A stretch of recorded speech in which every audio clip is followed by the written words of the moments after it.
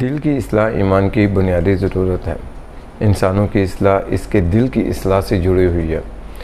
نبی اکرم صلی اللہ علیہ وآلہ وسلم ارشاد فرماتے ہیں، جسم میں ایک ٹکڑا ہے، اگر وہ درست ہو جائے تو پورا جسم درست ہو جاتا ہے، اور وہ ہے دل۔ دل ہی وہ جگہ ہے جہاں حق اور باطل داخل ہوتے ہیں۔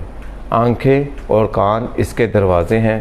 ایک مومن کا دل ایسا ہونا چاہیے، خیر کو قبول کرنے والا، اور شر کے سامنے ایسا سخت ہو جیسے ہموار پتھر جس پر پانی ٹھہر نہ سکتا ہو۔ نبی اکرم صلی اللہ علیہ وآلہ وسلم ارشاد فرماتے ہیں، فتنے دلوں پر آتے ہیں، جو دل انہیں قبول کر لے وہ سیاہ ہو جاتا ہے، اور جو دل اس کو رد کر دے وہ روشن اور پاک صاف ہو جاتا ہے۔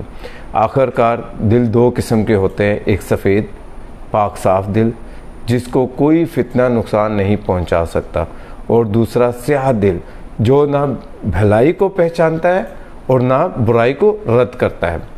ایسے دل میں حرام بھی حلال لگنے لگتا ہے۔ اللہ کے نیک بندوں کے دل بہت زیادہ نرم ہوتے ہیں۔ اللہ سبحانہ تعالیٰ ارشاد فرماتے ہیں، جب اللہ کا ذکر کیا جائے تو ان کے دل کانپ اٹھتے ہیں، لیکن جب فتنہ آتا ہے یہی دل چٹان کی طرح اس قدر مضبوط ہو جاتے ہیں کہ کوئی فتنہ ان پر اثر نہیں کرتا۔ دوسری طرف کچھ دل ایسے ہوتے ہیں، نہ سمجھتے ہیں، نہ سنتے ہیں، نہ دیکھتے ہیں۔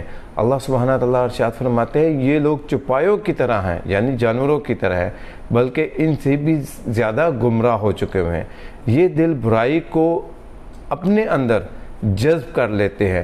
اپنے دل کی ہمیں حفاظت کرنی چاہیے۔ جب برائی دیکھو یا سنو تو اس کو فوراً ہی رد کر دو، کیونکہ حقیقت یہ ہے کہ آنکھیں اندھی ہوتی ہیں مگر دل اندھے نہیں ہوتے۔